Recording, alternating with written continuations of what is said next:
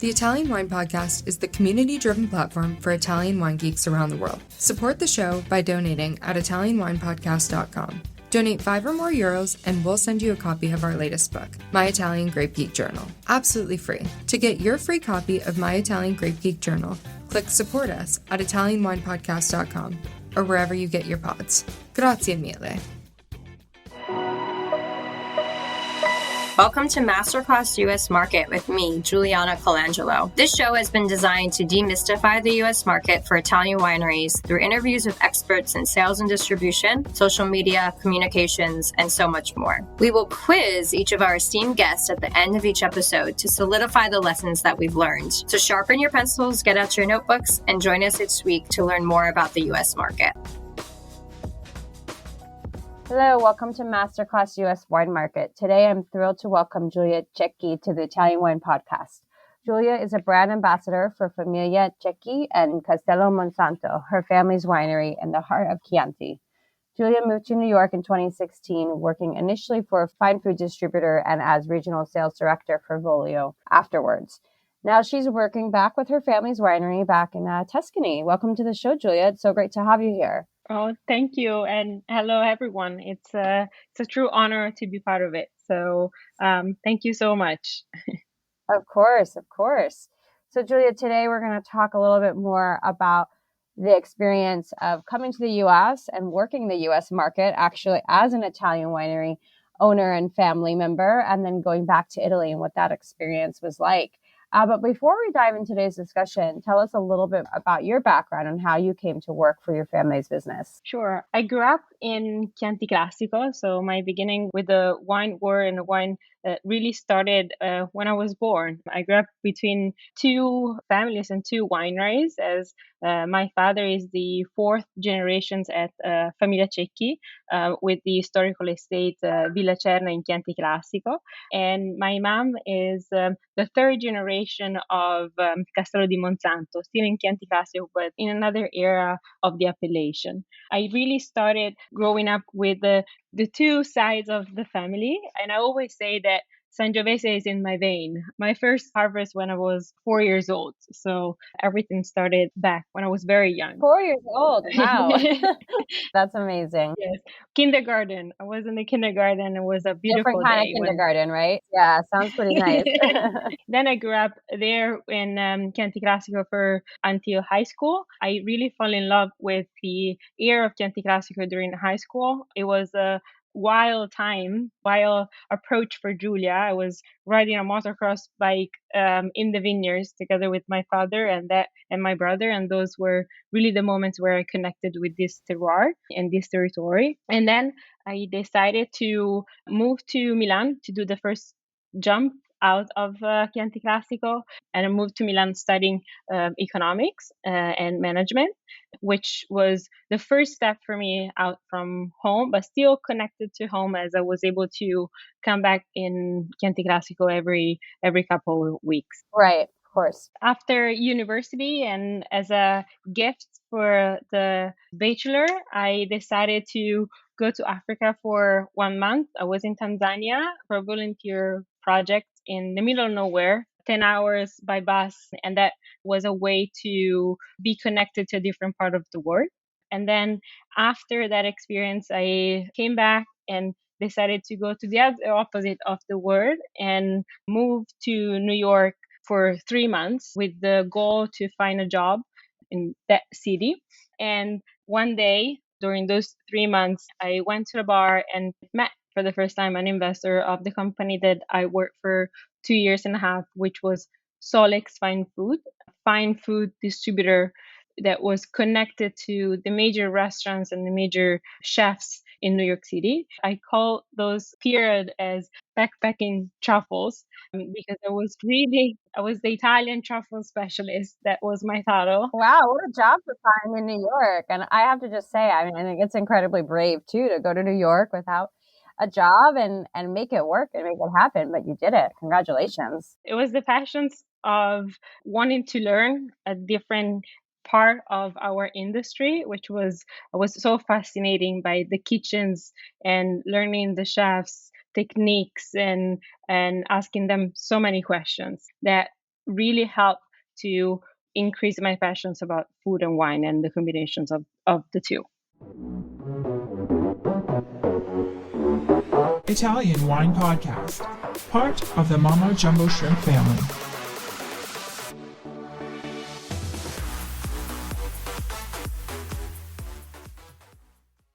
Okay, so you were walking around New York with a backpack full of truffles for a couple of years. Sounds amazing, working with top chefs. That's incredible. And then what happened after that?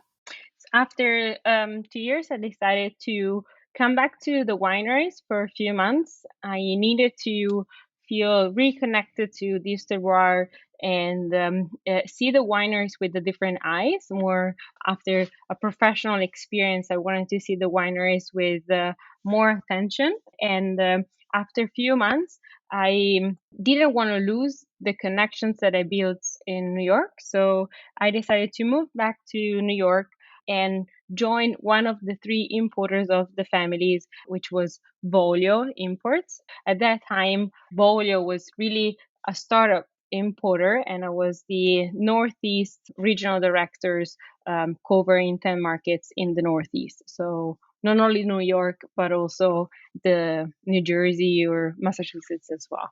Great. Well, we're going to dive into a little bit more about that experience working with Voglio and what that meant for your family's business and then the wineries, really getting to know the U.S. market by actually living here. So, our three key takeaways for today's masterclass and what we're really excited to talk to you about are, number one, what are the benefits of working and living in the U.S. market for an Italian winery specifically?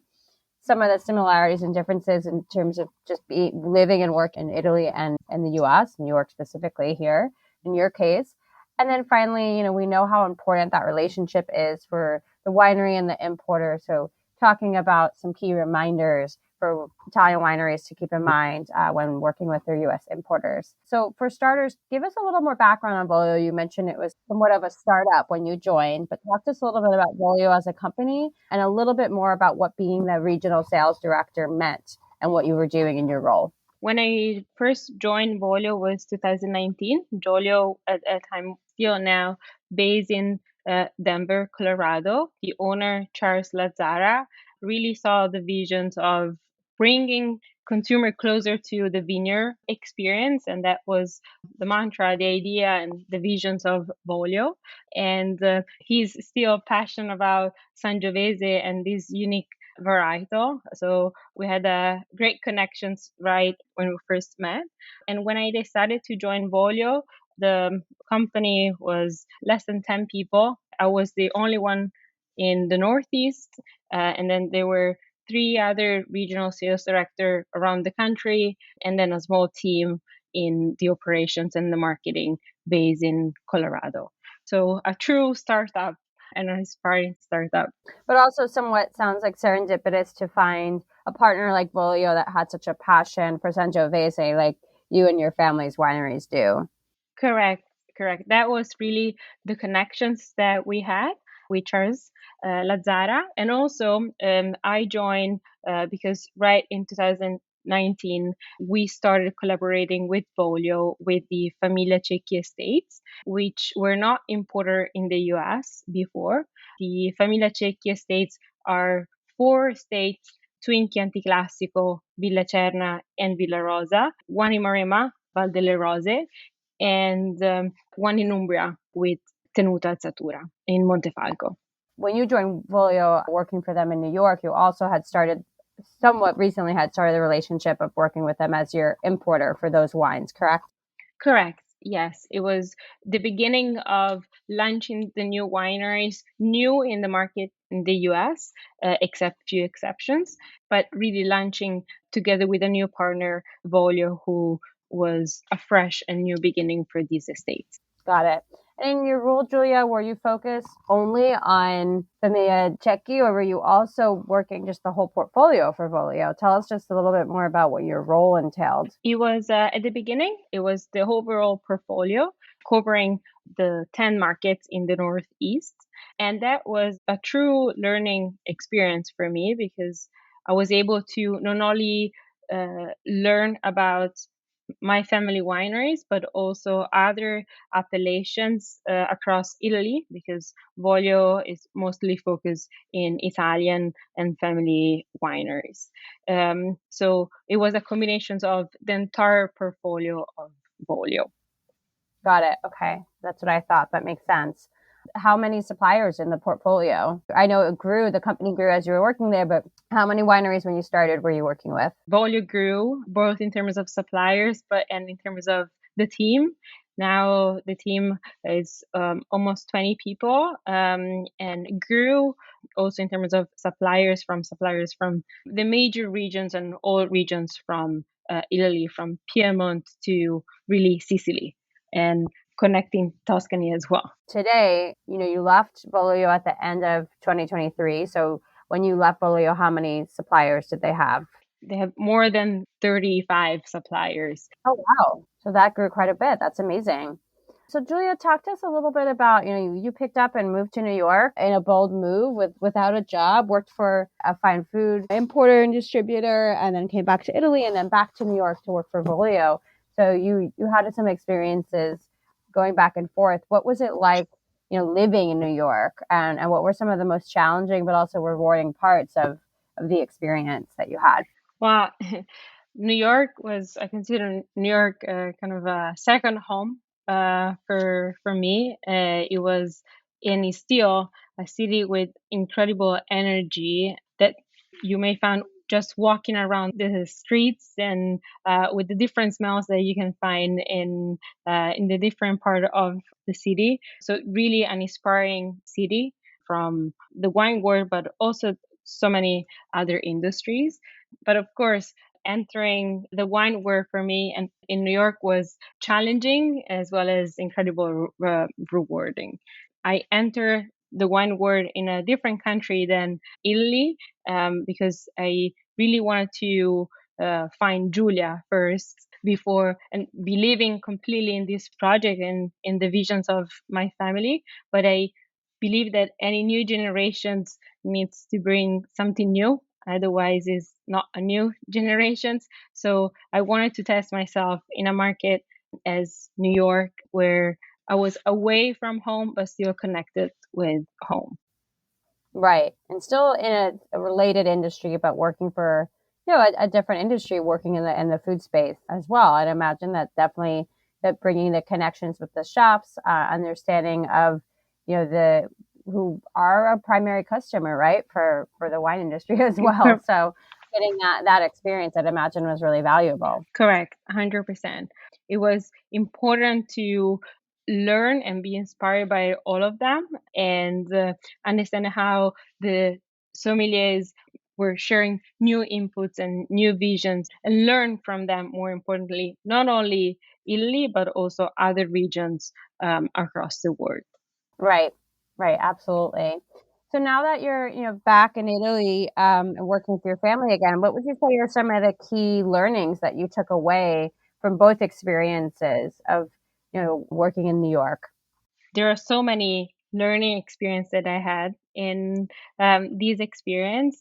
Definitely, one of the most important one is to have a clear and constant communications with your partners and with the new friends that you build. This industry and the wine world is so incredibly rewarding, because you start a connection on the day-to-day work, but then you really build true friends and a lifelong friendship. So clear communications, persistency, and really share your values are the most important part that I learn on the day-to-day work, in both with suppliers, with distributors, with sommeliers, and then really the final clients in restaurants. Yeah, and when you say clear communication, I mean, absolutely. And how do you think communication is most effectively established for a winery and its supplier? Obviously, Italy to New York, it's not like you can be jumping on a plane every single week for meetings, but what do you think are the most effective ways that wineries can communicate with the market and with their importer? First of all, the wineries needs to do kind of an internal analysis of their visions and their dreams, where they would like to see the wines, where will be like the aspirational goal and really the philosophy of the states, and representing them with a clear message within the team at the winery, and then communicate it with their partners, not only in the US, but really across the world. I think the first step and the first analysis that is fundamental for these clear communications with the partners around the world. So first, really understanding as a winery what you're trying to communicate first. It seems like step one is figure out your story, your vision, and what you want to communicate externally, correct? Correct, yes. An analysis and a message that has to be internal and then external with your friends and the whole levels of partners across the world. Got it, of course. And talk to us now, Julia. Now that you're back home, you're part of the new generation and taking over in leadership in your family's wineries.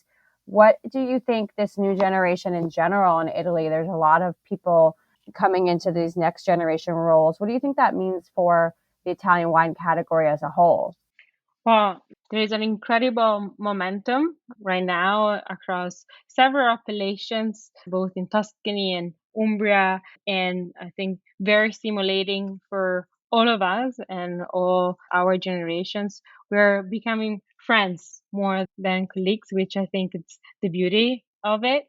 But it's not only in the wine world, in the winery scenario, but there are also new generations in all levels, like new sommeliers, new importers, new consumers as well.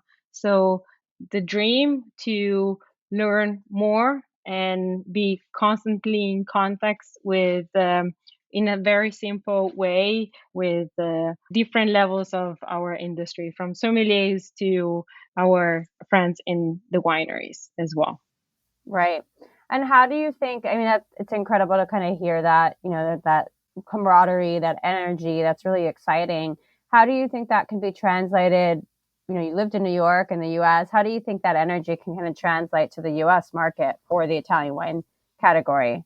Well, there are several ways. The first one is that this energy is able to be shared now with instant and simple communications. Social network is the first step, and now are becoming the basics for these communications, but really connect new generation, new people and consumers who want to learn or at least be exposed to the wine world, to starting to be connected directly with us and with the next generations at the winery level. So more and more people are traveling and visiting us at the wineries. So it helps to start not only one transactions, but a long lasting relationships with the different levels, with sommeliers and clients as well. So it helps to have shorter bridge in a way between final consumers and wineries. Definitely. And I think, Italy's always been such a popular destination for Americans. And I think it feels like even more so today. So it's a great opportunity there. But it sounds like travel is key and being in the market on both sides, getting your partners in the US over to Italy, and then vice versa, making sure you're also spending time here in the market in the US to really understand your partners. Correct, definitely. And it's a crescendo. So it's the beginning, and then step by step we build friendships, which is the most important part. Of course. It's the best part of this industry, as we know. Correct. Yeah. Well, Julia, we're coming to the end, so we're going to do our rapid fire quiz that we do at the end of every episode, where we ask our guests 3 questions in order to really help our listeners understand the U.S. market. So if you can do your best, though, to answer these in 1 or 2 sentences, that would be wonderful. So question number 1, what is your number 1 tip after living in New York for many years for mastering the U.S. wine market? Visit the US, because to really understand this market, you really need to feel the energy walking around the street and really be stimulated by the incredible exposures that the US can offer. So definitely go visit it. Maybe don't visit it right now in February. It's currently snowing, but Still beautiful definitely anyway. visit. Yeah, it's so beautiful in a different way. Okay, question number 2. What is something you might have told your younger professional self about working in the wine industry? Look at the big picture. Sometimes I focus my attention to small or irrelevant aspect instead of thinking about the bigger pictures and the long term project. So, but still focusing a lot of energy on this minimal aspect. So I would say to myself, look at the big picture. I like that. Definitely. Put everything in perspective.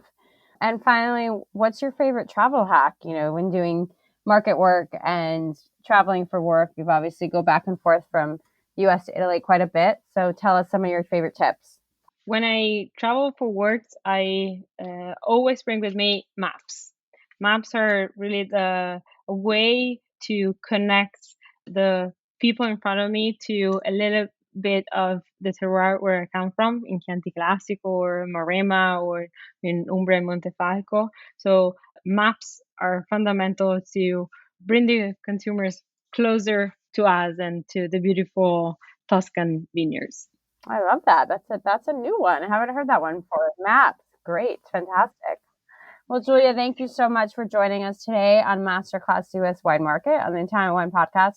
How can our listeners connect with you and follow along with everything that you're doing? Definitely my LinkedIn profile, as well as Instagram, social network, and are the new way. So Instagram is definitely a way to connect with me. And hopefully some of the listeners will come to visit us directly at the wineries in Tuscany and Umbria. So to meet in person. Always the best to meet in person, of course.